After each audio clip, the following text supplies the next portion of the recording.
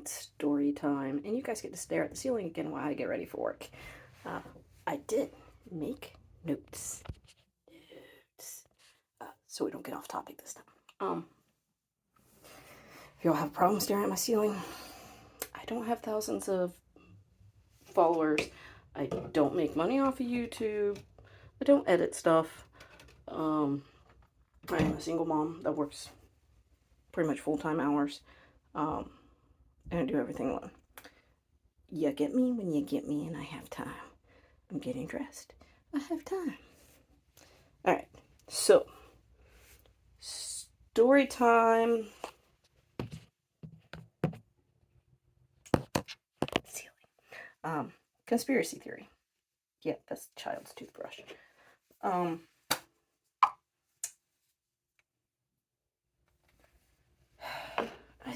I'm not entirely sure where to start with this, even with my notes, because it's just weird. But I live in a conspiracy theory black hole that you either believe me or you don't. I don't really care at this point in time. It is what it is. Back in the beginning of 2021, the ex left. It's kind of relevant because it explains the links in which the program will go to control people. And if you don't realize by now that the program is very much linked to our government, you need a little more help. Or you don't pay attention to my tweets. Yeah, when he left, I knew something was up. He'd been planning it for a while. He'd been more distant, not coming to bed, not coming home, telling me he was out with friends when he was not. He had actually already had himself another place, and he was staying there instead of coming home. It's important because prior to his leaving, to me, it's a very large deposit was made into his E-Trade account. This is not his normal banking account. This is not the account that I normally have access to get groceries or whatever for the kids. This is a separate account that his stocks go into. And I know this because I was opening up bills, making sure stuff was getting paid because they weren't getting paid like they were supposed to. And I opened it, not thinking, and on it was an extremely large deposit with no routing number, no account information, no nothing. When his dividends pay out on his stocks, it says stock dividend payment, stock sales. If he puts money in there from his normal account, it'll have the transfer number from his banking account to that. Same if somebody else makes a deposit, like his dad gave the kids Christmas money. It goes in there with the bank account number.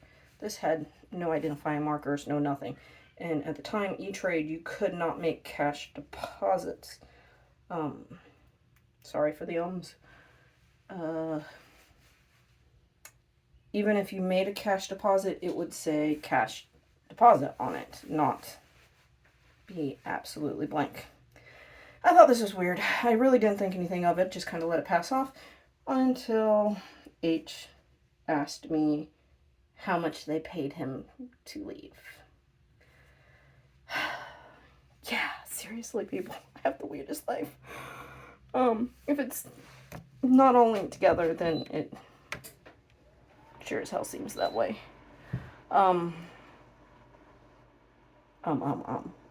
Yeah.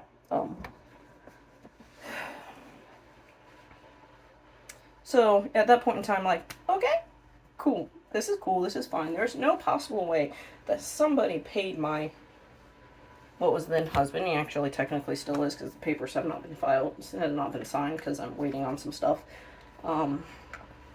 Jesus, I cannot stop saying, Lord help me. So it's like, okay, cool. They paid off the ex. Oh, but wait. They could have paid him more than $500,000 to leave, and I knew exactly how much I was worth to him, and it wasn't nearly $500,000. Like, dude, seriously, you're a friend of mine, you're a babysitter, and they pay you a substantial amount of money to watch me, keep an eye on me, to leave, whatever. You go, hey, babe, cool. Somebody just offered me $500,000 to go away for a while. I'm gonna go take that money and go buy us a house and get us all set up and we'll be cool. I would have been fine with that. No. He took less than $500,000. Yeah, I know exactly what I'm worth, at least to my ex. So, if that's not starting to make you ask questions as it is, it gets better. An old friend from high school that I hadn't seen in years had started talking to me since things started getting kind of weird with the ex right before he left. His wife supposedly had just left him. He was retired Marine, retired Army, black ops, working in the prison system. H expressed some very serious concerns about him, mainly because at this point in time he had already told me he had seen my file and he wasn't in it. We'll explain H at some other point in time.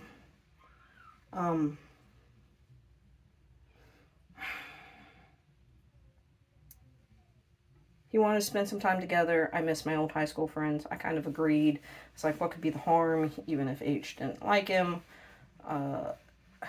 He was an old friend from high school, somebody that I mostly trusted. And I was like, sure, why not? We'll hang out, we'll chill together, we'll have some fun. You know, we both newly separated. Why not just get together, go out to eat every now and then, hang, watch some movies. He was more than willing to come over to the house so I didn't have to get a sitter. Brought pizza to the kids. Just a decent person, but something was just not right. Never did sit right with that. It's just, I don't know how to explain it, but something just wasn't quite right. So I was like, cool. Told him I didn't want to really jump into a relationship, and he kept pushing for a actual relationship. Asking questions about, well, do you want more kids? Because I'd like more kids, and you want to get married again? And I'm like, dude, I'm barely separated. I just want to chill. I'm not thinking about tomorrow. I'm not thinking about the next day. I'm just here. I don't want a relationship. I've had issues with both my kids, both my pregnancies. I don't want to think about kids right now. I don't want to think about getting remarried. You know, I got hurt. This was a guy that I was with for 11 years, and conspiracy theory was he took money to leave. I didn't want to deal with that again. Why would anybody want to deal with that again?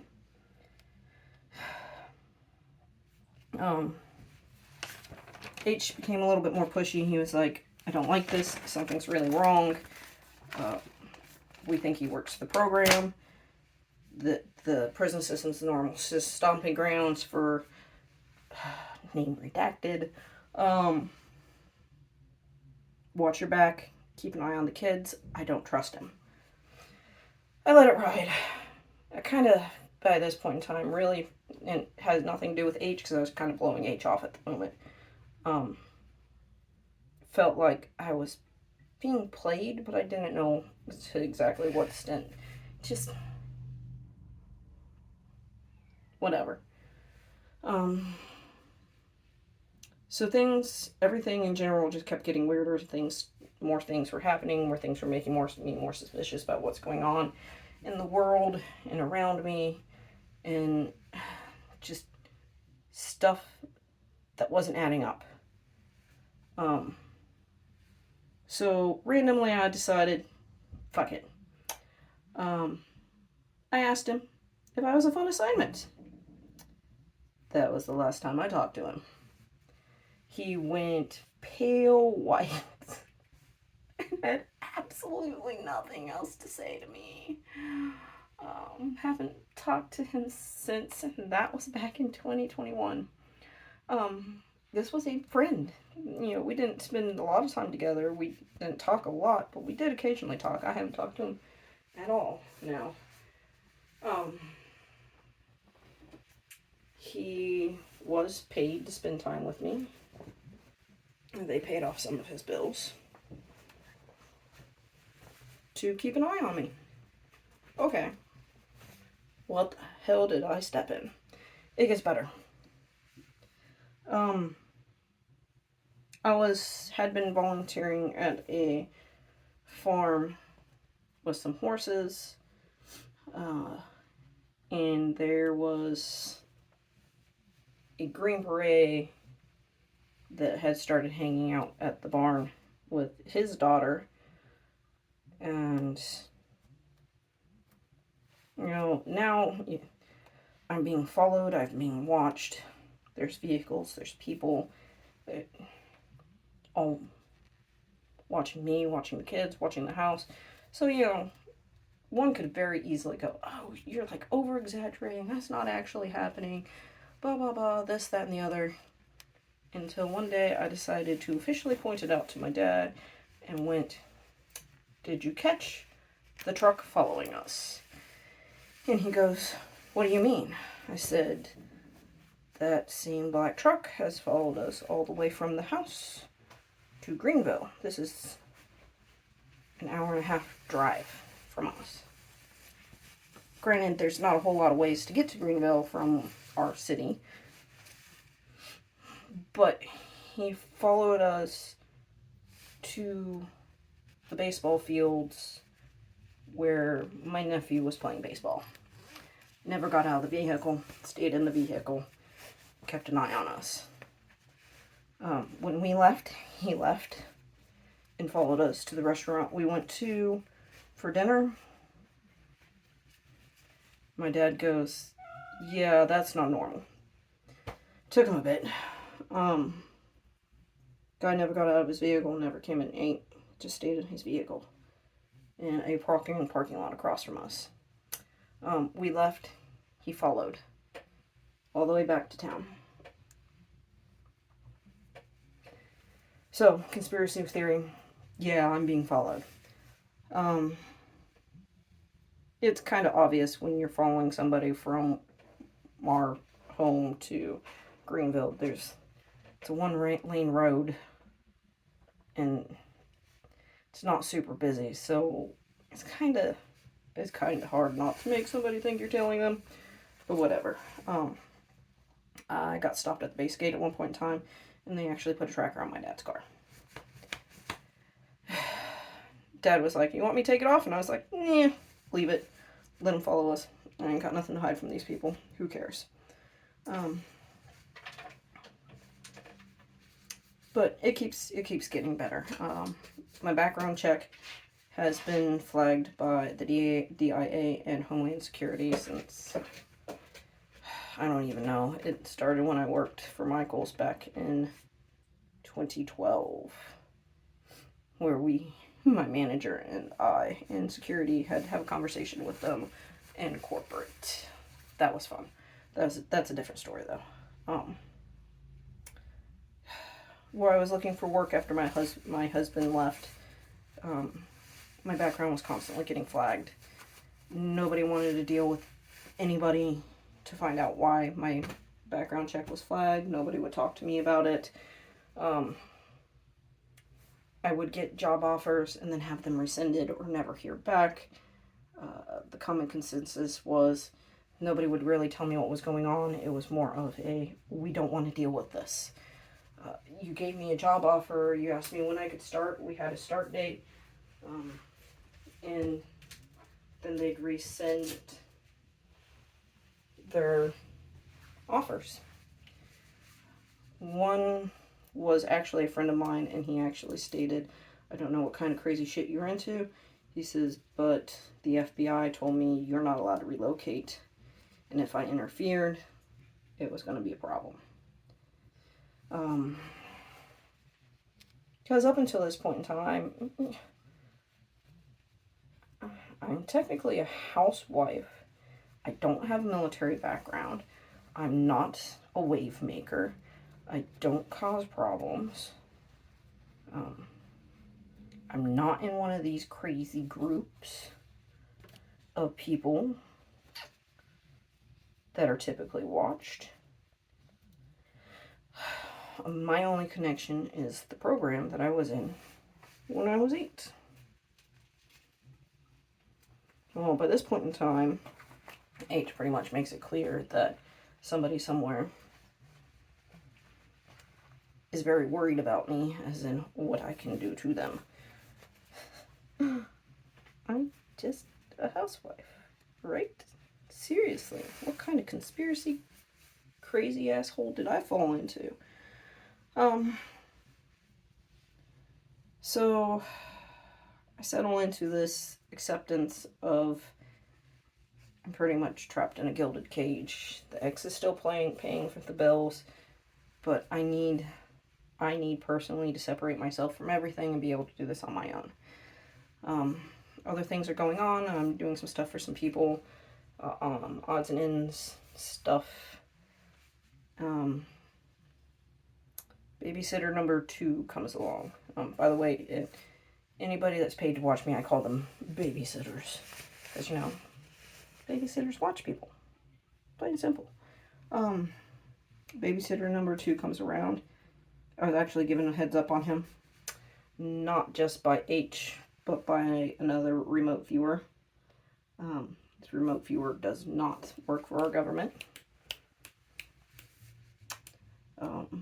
I keep being told that this remote viewer no longer exists because he was taken out by our government, but he would beg to differ. But that's beside the point. That's something I actually can't talk about. By this point in time, I'm like tired of everybody's games, but whatever. Let's humor them. It's better than them deciding that I'm a threat and escalating issues, because I am very, very much aware that they can make accidents happen.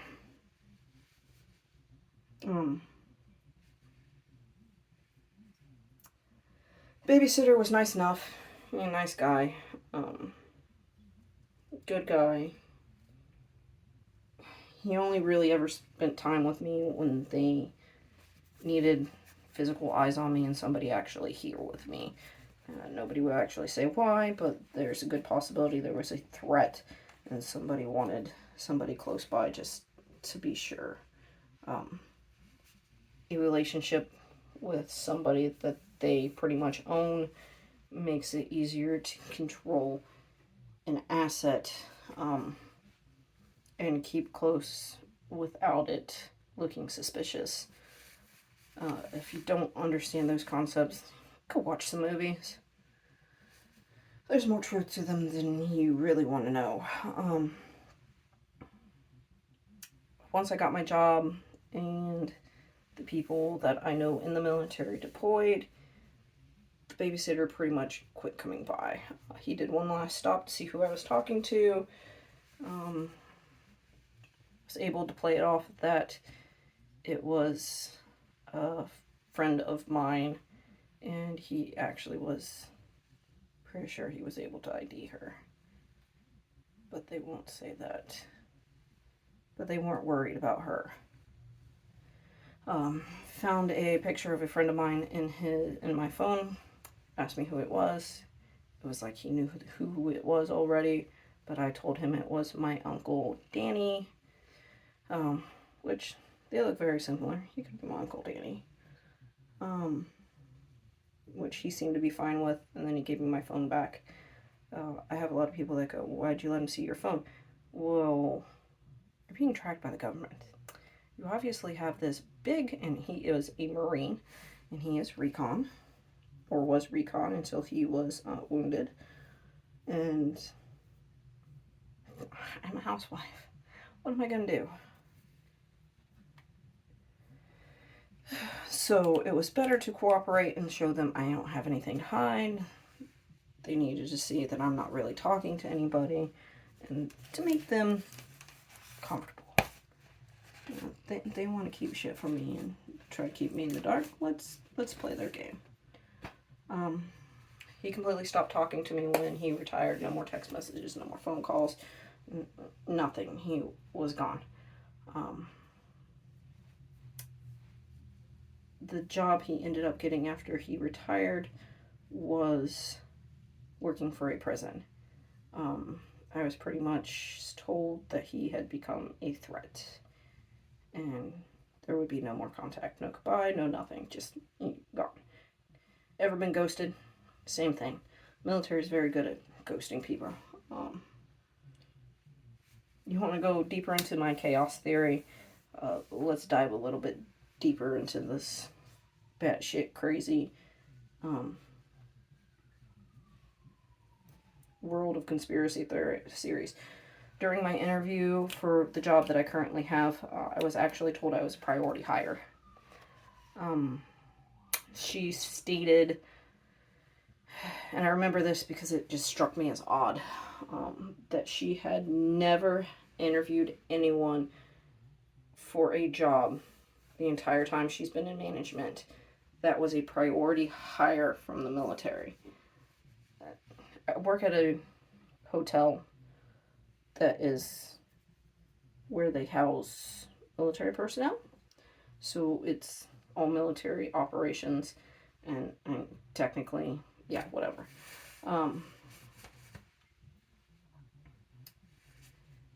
Pretty much to be a priority hire, you either had to be a military spouse or be retired military. They do not get priority hires for any other reason, but for some reason, I was placed on the top of her stack as a priority hire. I was also given first selection of interview slots because they wanted me in here. When after I was hired, I was told they, to which who they is, I'm not entirely sure, wanted me in a secure location, and this was the best they could do without pretty much making me disappear. Yeah, conspiracy theories. After I got, being on the job, trying to separate myself from my husband, I'm trying to take over my own bills, deal with my own stuff. The first thing I did was I got me a new phone because I was freaking tired of my iPhone and the security issues I was having with it, among many multitudes of other problems. I hate iPhone platform. Me and it don't get along. Some of you probably like it. I don't care. But within 20 minutes of having my phone activated, my iPhone was completely wiped of all information. There were a couple pictures left on it of the kids, but there was no phone numbers, there was no text messages, there was no voicemails. Most of the apps were deleted. It was pretty much, for all intents and purposes, factory reset.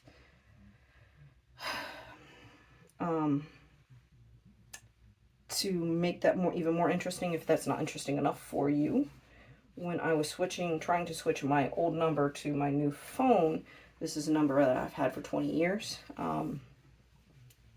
I was informed by the Google Fi team that normally it's a problem where your phone number has multiple, like, scam phone numbers or accounts or whatever that are tracking your phone number. They say usually it's not a problem, they can actually clear it up themselves. And why this person was taking care of this, I get well, that's weird. And I'm like, okay, what? And he replied, I've never seen this before, but you have multiple trackings from multiple agencies that are unlisted, and I cannot clear them from your number. And I was like, okay, so what's the next step? He goes, I can't transfer this number, but I can get you a new one if that's okay. Sure, give me a new phone number. So we get everything switched over, and that's when my phone was wiped. The phone number still works and everything, because obviously it's something that I've had for a while. The kids still use my iPhone with my old number on it. The ex has to pay for it. It gives them a extra phone in case of emergencies, since nobody really has landlines anymore. Want to get weirder? Shortly after I switched my phone, had my own phone, no longer on my ex's plan, he apparently took a massive pay cut. He went from making between $2,200 and $2,400 a month to making about $800 a paycheck every 2 weeks. This, for most people, this would sound like not super abnormal, except for the fact that he was supposedly, the way he tells me, for forever since I've known him, he is salary and full time, and that they can't lower his pay. It's in his contract. So you can go jump down that conspiracy theory hole if you want to, but that's just nuts. He's now officially making less than I am, and I only work 32 hours a week. My dad played with the idea that he is or was a paid informant for some sort of government organization, and I can't confirm nor deny that because I honestly really don't know. Deeper into the weird ass conspiracy hole. Let's keep going. We're done in here.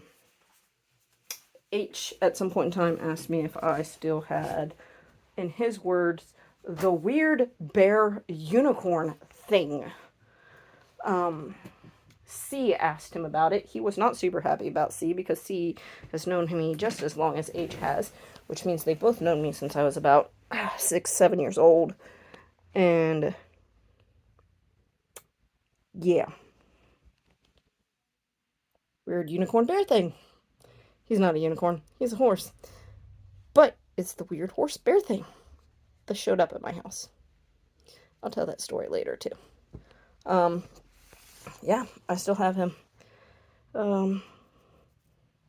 He also mentioned C was the one that gave our family the family crest with our name on it when we were in Spain.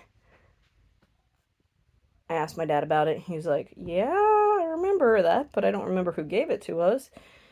It was only given to people in the program. Only our families. It's still somewhere in the house. We're not sure where it's at. We're gonna find it. My favorite one is H asked me about J. No, that's not his actual name. My immediate reaction was kind of pissed off, kind of taken aback, kind of weirded out, and was to be mostly defensive about that. There's a lot about stuff that I blocked out, and Jay was one of those things that I tried very hard not to remember. Mainly because he's been a voice in my head for forever, but apparently he's a freaking telepath. Asshole. So yeah, conversations with him is fun. It's also fun that I pissed him off because I knew what his office looked like. Because, after I found out that it was in fact him,